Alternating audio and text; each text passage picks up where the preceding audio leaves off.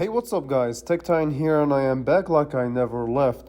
So before I begin this one, as always, I want to thank you all so much for watching this video, and if you haven't subscribed, don't miss out. Make sure you do. And also if you want to check out more of my content, go ahead and do so.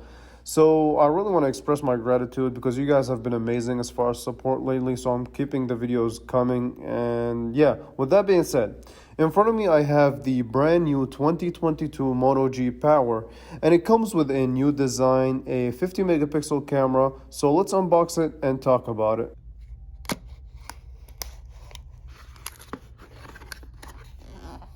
Alright, so opening up the box, we're going to lift the phone and put it to the side real quick. And in addition to the phone itself, you do also get your paperwork, your warranty information and things of that sort. And you also get the Motorola fast wall adapter. So there's that for you. And you also have your USB-A to USB-C. And you also do have your SIM removal tool.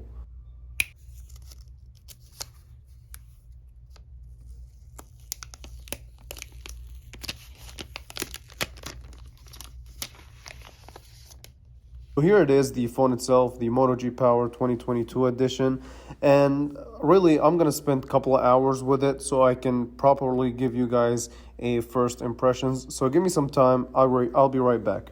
Alright, so hours later, here we are, and I'm ready to give you guys my impressions, and we're going to start with the design and build. So the 2022 Moto G Power is built entirely out of plastic, and it's obvious they wanted to keep costs down, so yeah. However, it does have these wavy pattern that help out as far as grip, so this is definitely a grippy phone, I'll give it that. And they also have these edges, these curved edges that do provide an extra grip, so it's definitely a secure phone.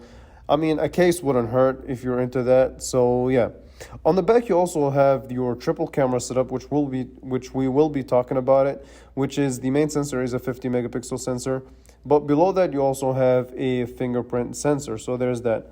On the bottom of the phone you do have your speaker, your bottom facing speaker, your USB-C, as well as a microphone. So on the top of the device, you do have a 3.5 millimeter headphone jack, and on the right hand side, you do have your volume up and down, as well as the power button, which the volume up and down and the power button are fairly tactile buttons, so they get a thumbs up from me. So moving on to the display itself, the 2022 Moto G Power does have a 6.5-inch HD Plus screen, and wait for it, a support for 90 Hz refresh rate. I do have to say though, as far as the quality and resolution, the panel itself is fine. I mean, it does have color, it's colorful, but the resolution is just too low, right? So the 90 Hertz maybe, in a sense, balances out the lack of resolution. I don't know. We'll see. I'm going to have to make a full judgment in the final review. But realistically, as far as colors and brightness, it's decent for sure. Okay, so now let's talk about the specs themselves. So the 2022 Moto G Power does have an octa-core chip, but it's not really a Snapdragon processor. They decided to go with a MediaTek chip, and it does have 4 gigabytes of RAM and 64 gigabytes of standard storage. It does also support micro SD, of course. Now, the biggest spec on this phone, no pun intended, is the battery itself. So Motorola does promise a 3-day battery, and I kind of believe them. They have a really good track record as far as battery life goes in the past. Now, as far as the daily tasks go for this phone, it performs smooth, consistent, and it's pretty good. But I do have to put it through its paces, and I do have to download heavier demanding apps and see how it does day to day. So that will also be covered in the final review. So now let's talk about this triple camera setup.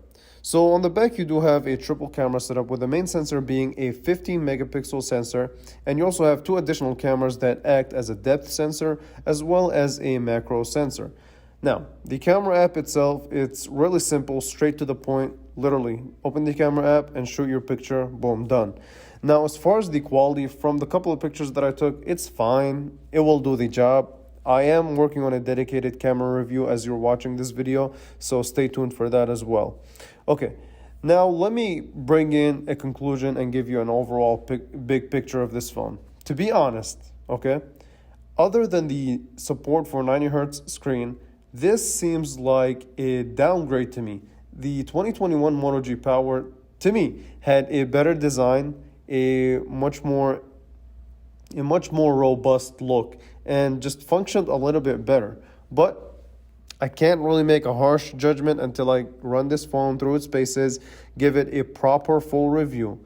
So until then, I'll save that judgment, and I'm also willing to compare the G Power 2022 to the 2021 G Power, so stay tuned for that.